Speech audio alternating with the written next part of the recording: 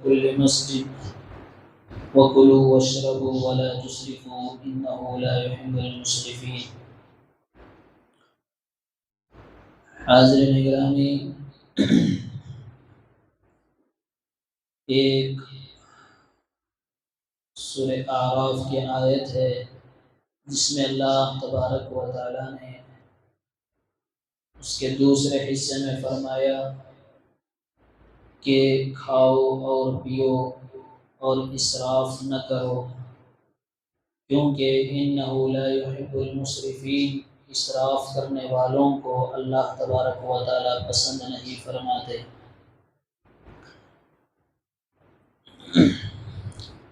تو اس کے اندر اللہ تبارک و تعالی نے کھانے کا اور پینے کا حکم دیا۔ ایک بات یاد رکھیں کہ ہم یہ سمجھتے ہیں کہ صرف نماز پڑھنا عبادت ہے، روزہ رکھنا عبادت ہے، زکوٰۃ دینا عبادت ہے، حج و عمرہ کرنا عبادت ہے، ماں باپ کی خدمت کرنا عبادت ہے، لیکن بعض چیزیں ہیں جسے ہم عبادت ہی نہیں سمجھتے۔ آپ دیکھیں، کھانے کو عبادت نہیں سمجھتے، پینے کو عبادت نہیں سمجھتے۔ کیونکہ میں آج سنتوں کے بارے میں آپ احباب کے سامنے بیان کروں گا چند باتیں۔ تو دیکھیں، اللہ تبارک و تعالیٰ کا اس امت پر بہت بڑا فضل اور کرم ہے، اور اللہ کی بڑی مہربانی ہے، رحمتیں ہیں۔ ویسے اور اس مہینے کے اندر اللہ اور زیادہ فضل اور کرم فرماتے ہیں۔ اللہ نے فرمایا رمضان کا پہلا عشرہ رحمت کا عشرہ ہے۔ تو اللہ تبارک و تعالی بڑے رحیم، بڑے کریم اس امت پر۔ صرف روزوں کے سلسلے میں نے کل عرض کیا تھا کہ پچھلی امتوں کے اندر سچ بولیں تب بھی روزہ ٹوٹ جائے، اور یہ امت جھوٹ بولے تب بھی روزہ نہ ٹوٹے۔ یہ سب نبی کے صدقے میں ہے۔ بہت ساری چیزیں ہیں، ان میں سے یہ بھی کہ انسان کھاتا ہے، پیتا ہے، سوتا ہے، چلتا ہے، پھرتا ہے، گاڑی میں جاتا ہے، سواری پر کئی سفر کرتا ہے۔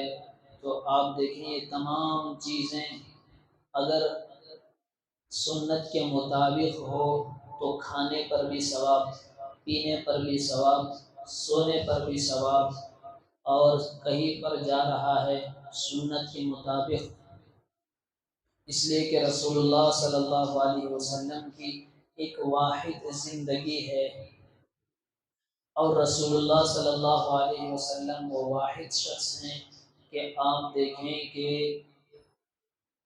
1500 سال کا عرصہ تقریباً گزر رہا ہے، آج بھی آپ کے فالوور تقریباً 200 کروڑ۔ نہ کسی نے آپ کو دیکھا ہے، اس کے نہ کوئی فیس بک، نہ کوئی واٹس ایپ، نہ کوئی ٹویٹر، اس کے باوجود آپ کے فالوور اتنے ہیں۔ یعنی اللہ تبارک و تعالیٰ نے آپ کو ایسی شخصیت بنائی ہے کہ اللہ نے آپ کے فضل اور کرم سے اس امت پر بہت مہربانیاں فرمائی ہے۔ اگر ہر چیز کو ہم سنت کے مطابق کریں گے، رسول اللہ صلی اللہ علیہ وسلم، آپ دیکھیں کھانا ہماری ضرورت ہے، لیکن ویسے کھائیں گے جیسے رسول اللہ صلی اللہ علیہ وسلم کھاتے تھے تو کھانے پر بھی ثواب۔ پینا ہماری ضرورت ہے، لیکن اس طرح سے پئیں گے کہ جیسے رسول اللہ صلی اللہ علیہ وسلم پیتے تھے تو پینا بھی ثواب۔ کہ کہیں پر جاتے ہیں کوئی سامان خریدنے کے لیے، بازار کے لیے، اگر اس طرح سے جائیں جس طرح نے رسول اللہ صلی اللہ علیہ وسلم نے حکم دیا ہے تو بازار کو جانا بھی ثواب۔ کہیں پر سفر کرتے ہیں، ہماری ضرورت ہے، لیکن ویسے سفر کریں جیسے رسول اللہ صلی اللہ علیہ وسلم نے حکم دیا تو سفر کرنا یہ بھی عبادت ہے، بن جائے گا۔ انسان سوتا ہے اپنی ضرورت، لیکن ویسے سوئے جیسے رسول اللہ صلی اللہ علیہ وسلم آرام فرماتے تھے تو اس کا ثواب ہے۔ صرف یہی نہیں کہ اگر رسول اللہ صلی اللہ علیہ وسلم کے طریقے سے ہٹ کر نماز بھی پڑھے تو وہ نماز بھی قبول نہیں۔ کوئی اپنی مرضی روزہ رکھ رہا ہے، بھوکا ہے 13-14 گھنٹے، لیکن نبی کی مرضی کے خلاف، یعنی رسول اللہ نے جیسے روزہ رکھا تھا ویسے نہیں رکھ رہا ہے، تو اس کی عبادت بھی بیکار ہے، اس کا حج بھی بیکار ہے، اس کا عمرہ بھی بیکار ہے، ہر چیز عبادت جب بیکار ہے۔ لیکن اگر اللہ کے نبی کی طرح کریں تو دنیا بھی دین بن جاتی ہے، ضرورت بھی ثواب بن جاتا ہے۔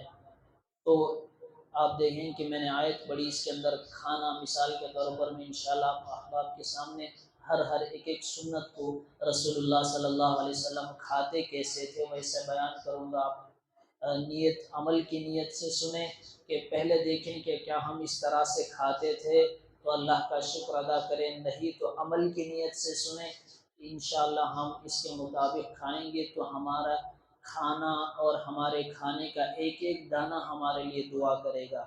جس پلیٹ میں ہم کھاتے ہیں وہ پلیٹ ہمارے لیے دعا دے گی۔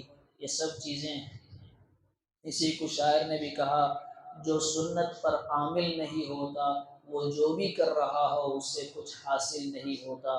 تو بہرحال سب سے پہلے میں کھانے کی سنتیں یہاں سے شروع کروں گا کہ رسول اللہ صلی اللہ علیہ وسلم کھاتے کیسے تھے۔ آپ دیکھیں کہ سب سے پہلے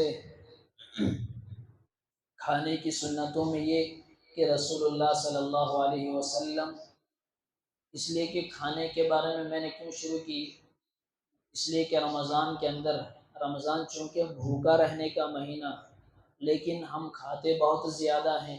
سحری میں اس لیے کھاتے ہیں کہ 14 گھنٹے 13 گھنٹے بھوکا رہنا ہے تو اچھا کھاؤ۔ افطاری میں اس لیے کھاتے ہیں کہ بھائی اتنے گھنٹے بھوکے تھے تو اب اچھا کھاؤ۔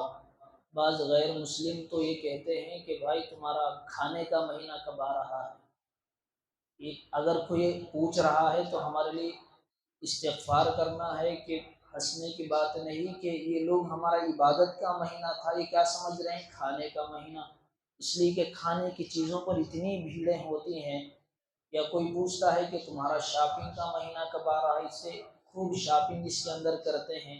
تو آپ دیکھیں تو رمضان آتا ہے ایک مہمان بن کر، اگر ہم اس کا استقبال کریں گے، کوئی مہمان آتا ہے اس کا استقبال کریں، اسے اچھا کھلائیں پلائیں، اور جاتے ہوئے مہمان دعا دے کر جاتا ہے۔ اسی طرح رمضان آتا ہے، ہم اس کا استقبال کریں۔ رمضان کہتا ہے کہ میں تمہارے سے کھانا نہیں مانگتا، پینا نہیں مانگتا، میں بھوکا رہنے کے لیے آ رہا ہوں۔ ایسا مہمان کہ کتنا کہ نہ کھانا پوچھ رہا ہے نہ پانی پوچھ رہا ہے، اور جاتے ہوئے مغفرت کرا کے جا رہا ہے۔ یہ مہینہ ہے۔ تو بہرحال کھائیں، اللہ تعالیٰ نے کھانے سے کبھی نہیں منع کیا ہے، لیکن اتنا کھایا کہ فجر کو جانا ہی اس کے لیے مشکل ہو گیا، وہیں پر بستر پر لیٹ گیا۔ تو یہ کھانا اس کا، اس لیے کہ رسول اللہ صلی اللہ علیہ وسلم کے کہنے کے مطابق نہیں کھایا، خلاف کھایا، تو اس کا کھانا بھی اس کے لیے دنیا کا نہیں بلکہ دین و دنیا کی بربادی کا سبب بنا۔ افطاری ہے، خوب کھائیں اللہ کی نعمت، لیکن اتنا کھایا، کھانے میں اتنا مشغول ہو گیا کہ مغرب کی نماز چھوٹ گئی، تو اس کا کھانا کہاں ثواب بنا۔ فرض نماز جو رمضان کے اندر ایک فرض 70 کے برابر ہے۔ تو بہرحال رسول اللہ صلی اللہ علیہ وسلم کی کھانے کے بارے میں سنت تھی کہ پیٹ کے معدے کے 3 حصے بنائے جائیں۔ یہ بھی سنت ہے کہ ثلث لطعام و ثلث لشراب و ثلث لتنفس، یعنی معدے کے پیٹ کے 3 حصے کیے جائیں، ایک کے اندر کھانا اور ایک پانی کے لیے اور ایک سانس کے لیے۔ یعنی ہم دیں گے فجر میں اتنا کھائے کہ سانس پھولنے لگتی ہے۔ تو یہ چیز ہے، رسول اللہ صلی اللہ علیہ وسلم نے ایک آدمی کو دیکھا کہ جس کا بڑا پیٹ نکلا ہوا تھا، تو فرمایا لو کان ھذا فی غیر ھذا، یہ چیز دوسری جگہ ہوتی، یعنی گوشت پٹھوں میں ہوتا، دوسری ہڈیوں پر چڑھا ہوا ہوتا تو الگ بات، لیکن یہ پیٹ، اور فرمایا کہ ساری بیماریوں کی جڑ، اور آپ دیکھیں صحت کا مرکز انسان کا پیٹ ہے، آپ اس میں جو چیز داخل کریں گے وہاں سے وہ چیز سارے جسم کو پہنچتی ہے۔ وہی سے خون بھی بنتا ہے، وہی سے کس کس چیز کو کیا چیز پہنچنی ہے وہاں پر پہنچتا ہے۔ تو بہرحال یہ بھی کھانے کی سنتوں میں ایک بات یاد رکھیں کہ کھانے کے لیے 3 حصے بنائیں،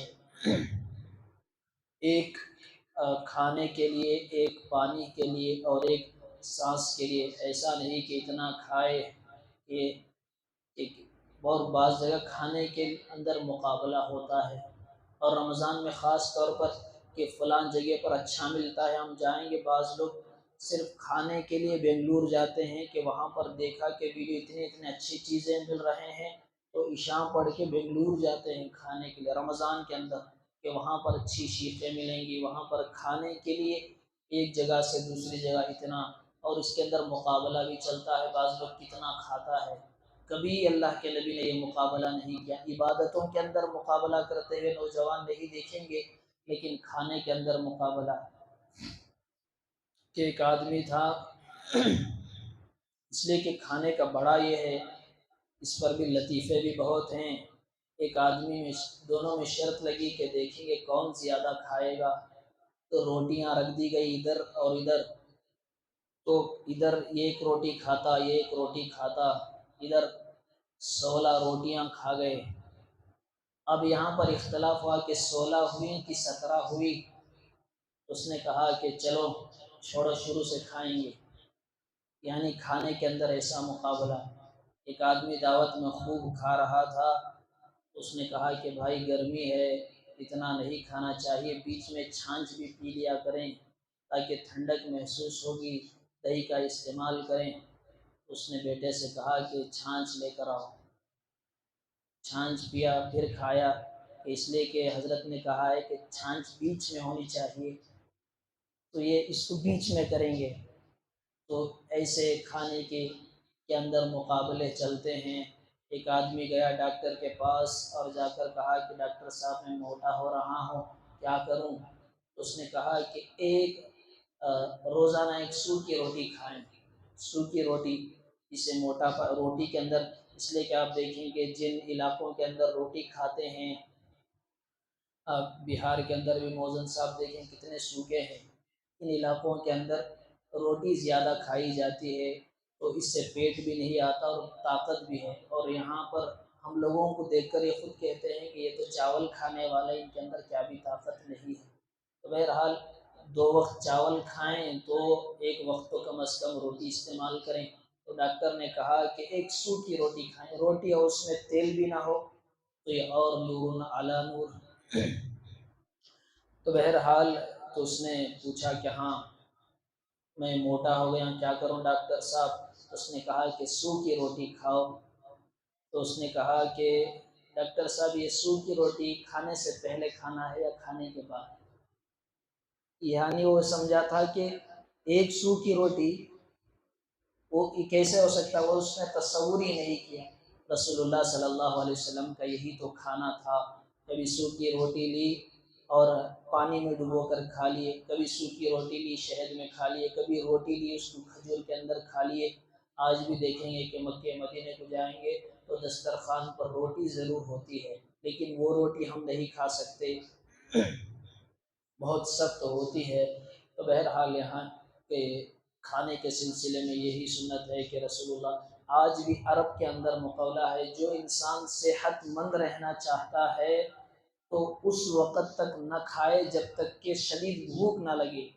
صحت کا راز یہ بھی ہے کہ جب تک بھوک نہ لگے نہ کھائے، اور ابھی بھوک ہو تو دسترخوان پر سے ہاتھ اٹھا لے، یعنی اب اور دل چاہ رہا ہے کہ 1-2 لقمے اور کھائیں تو تب بس کر دیں، تو یہ کھانے کے لیے فائدہ ہوگا، کھانا آپ کو اٹھائے گا۔ لیکن آپ دیکھیں گے کہ لوگ کھانے کو اٹھا کر پھر رہے ہیں، اتنا کھا لیے کہ اب کھانے کو لے کر پھر رہے ہیں، اتنا کھاؤ کہ کھانا تمہیں اٹھائے، اتنا نہ کھاؤ کہ تم کھانے کو اٹھاتے پھرو۔ تو بہرحال اللہ تبارک و تعالی ہم سب کو بھی، لیکن ہم کھاتے کیا ہیں، بھوک ہی نہیں لگ رہی ہے تب بھی بیٹھ کر کھا رہے ہیں، بھوک ختم ہو گئی اس کے بعد بھی کھا کر ہم اپنے جسم کا بیڑا غرق کرتے ہیں۔ اور راتوں میں زیادہ کھانا، رات میں 2-2 بجے 3-3 بجے یا 1-1 بجے پارٹیاں جو کرتے ہیں کھاتے ہیں، تو آپ دیکھیں کہ ان کی صحت بالکل تباہ و برباد ہو جاتی ہے۔ اگر آپ دیکھیں حیدرآباد کے اندر کہ صحتوں کا سب سے زیادہ بیڑا غرق، سب سے زیادہ کڈنی کے مریض وہاں پر ہو رہے ہیں، اس کی ایک وجہ ڈاکٹروں نے یہ بتائی کہ حیدرآباد نوابوں کا شہر ہے، اور شروع سے نوابوں کے ہاں یہ چلتا آ رہا ہے کہ دیر رات تک جاگنا اور مشاعرے کرنا، ناچ گانا کرنا، یا جو بھی ان کی دعوتیں شاہانہ ہوتی تھی نوابوں کی راتوں میں ہوتی تھی، رات دیر تک جاگتے، رات دیر تک کھاتے، اور صبح دیر تک سوتے اور دیر صبح میں اٹھتے۔ مشہور ہے کہ جب انگریز آیا حملہ کرنے کے لیے تو نواب صاحب اٹھ نہیں رہے تھے، جب آ کر انگریز نے نواب صاحب کو قید کر لیا تو پوچھا کہ نواب صاحب جب انگریز آ رہا تھا اور آپ کو معلوم تھا آپ کیوں نہیں بھاگے؟ تو نواب صاحب نے کہا کہ مجھے کوئی جوتے پہنانے والا نہیں تھا۔ یعنی مست قوم جب بن جائے گی تو ہلاکتیں مقدر ہے۔ تو آج بھی وہ بات ان کے اندر ہے کہ آپ دیکھیں شاہانہ نوابی آج بھی ان کے اندر تھوڑی بہت، اس لیے کہ خاندانی ہے، چلا آ رہا ہے۔ شہریت کے دیر رات تک جاگتے ہیں اور دیر رات کھاتے ہیں اور سو جاتے ہیں،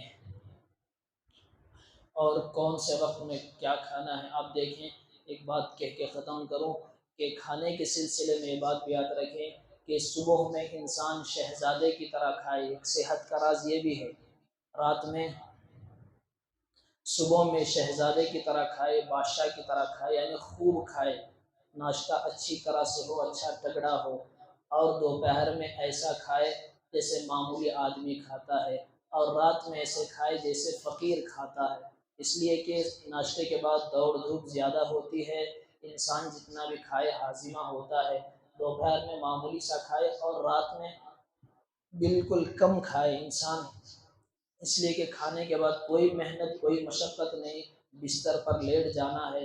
اسی وجہ سے کہا کہ رات کے کھانے کے بعد چہل قدمی لازمی کرے، چاہے کہ کانٹوں پر چلنا پڑے۔ تو بہرحال اللہ تبارک و تعالیٰ سے دعا ہے، اس لیے کہ انسان کی صحت ساتھ دے گی، انسان صحت مند رہے گا تو انسان عبادتیں میں خوب کرے گا۔ تو بہرحال اس کو عبادت سمجھ کر انسان کھائے، اور میں نے سنتیں شروع ہی نہیں کی کہ کھانے کے اندر مکمل 14 سنتیں ہیں۔ سب سے پہلے دسترخوان بچھانا، انشاءاللہ کل سے شروع کریں گے۔ اللہ تبارک و تعالیٰ سے دعا ہے کہ اللہ تبارک و تعالیٰ ہم سب کو بھی سنت کے مطابق کھانے جیسے رسول اللہ نے کھانے کو کہا ہے، جو کھانے کو کہا ہے، جتنا کھانے کو کہا ہے اس کے مطابق کھانے کے اللہ تعالیٰ ہم سب کو توفیق عطا فرمائے۔ سبحان اللہ و بحمدہ، سبحانک اللہم و بحمدک۔